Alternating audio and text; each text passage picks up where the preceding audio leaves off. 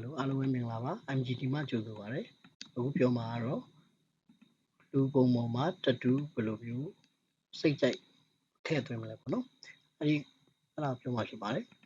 အဲ့တော့ကျွန်တော်ပထမဆုံးအနေနဲ့ဒီ tattoo ပေါ့နော်ကိုရှာထားတဲ့ကိုသုံးညင်တဲ့ tattoo ပုံစံကိုဆက်လက်မှတ်လိုက်မယ် control A နဲ့ဆက်လက်မှတ်ပြီးလို့ရှိရင် control C နဲ့ copy လိုက်မယ်ပေါ့နော်ပြီးလို့ရှိရင်ဒီဘက် page 2ကိုသွားမယ်သွားပြီးလို့ရှိရင်တော့ဒီပုံရှာထားတယ်ပေါ့နော်ဒီပုံမှာကျွန်တော်တို့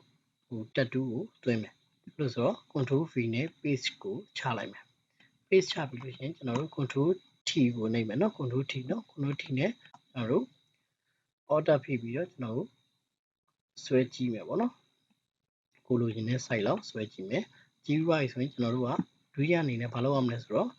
multiply ကိုနှိပ်ပါနော် multiply ပေါ့နော်ဒီ normal တွေကနေ multiply ကိုယူလိုက်မယ် okay multiply ကိုယူပြီးဆိုရင်ကျွန်တော်တို့ကဘာလုပ်ရမလဲဆိုတော့နောက်ထပ်ဒီ layer 1ပေါ့နော်ဒီ layer 1ကို right click ထောက်ပြီးတော့ blending option ကိုကျွန်တော်တို့ဆက်သွားမယ်နော် blending option ထဲမှာဘာလုပ်ရမလဲဆိုတော့ဒီအောက်ဆုံးက underline layer ပေါ့နော် underline layer မှာကျွန်တော်တို့က white tone နဲ့ dead tone ရှိရနော် black and white ပေါ့နော်အဲ့ဒီဥစ္စာကိုကျွန်တော်တို့ white tone ကိုဒီဘက်ကိုရွှေ့မှာပေါ့နော်150လောက်ထားလိုက်မယ်ပြီးလို့ရှိရင်တော့ဒီဘက်နှစ်ခုအခွဲလေးကိုတော့ကျွန်တော် order ဖိပြီးတော့ down လေးကိုဒီလိုမျိုးပြန်ပြီးတော့ခွဲလိုက်မယ်ဒီဘက် underline layer ကိုလည်းအဲ့လိုပဲကျွန်တော်တို့80လောက်ထားလိုက်မယ်ပေါ့နော်80လောက်ထားလိုက်မယ်ပြီးရင် down ကိုလည်းနောက်ဆက်ပြီးတော့ခွဲလိုက်မယ်နော် order လေးဖိပြီးတော့အနောက်ကိုပြန်ပြီးတော့ခွဲလိုက်မယ်နော်အဲ့မှာကျွန်တော်တို့အဲ့ဒါကိုပြီးလို့ရှိရင်တော့ကျွန်တော်တို့နည်းနည်းလေး adjust လုပ်ပါပေါ့နော်နည်းနည်းလေး adjust လုပ်မှာဆိုတော့ဘယ်လောက်ဆိုပိုအဆင်ပြေမလဲ85လောက်ပေါ့နော်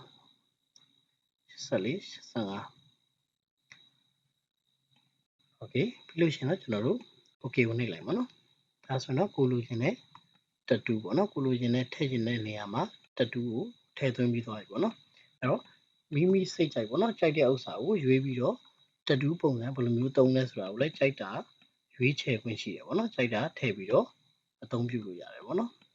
အားလုံးကိုကျေးဇူးတင်ပါတယ်